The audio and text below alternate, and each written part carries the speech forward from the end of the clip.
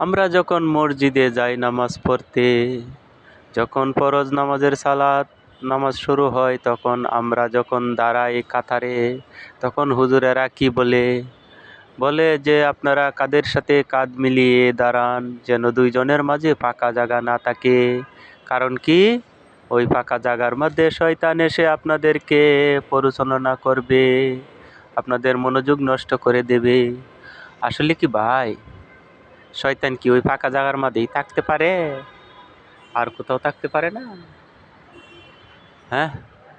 আবার বলে কি, শয়তান মানুষের রোগে রোগে শিরায় শিরায় প্রবেশ করতে পারে। হ্যাঁ, তাহলে ওই মসজিদে ওই ফাঁকা জায়গার মধ্যে শয়তান থাকবে শুধু? তাহলে মসজিদের ভিতরে এত আকাম কুকাম কি করে হয়? মসজিদের ভিতরে শয়তান কিভাবে প্রবেশ করে?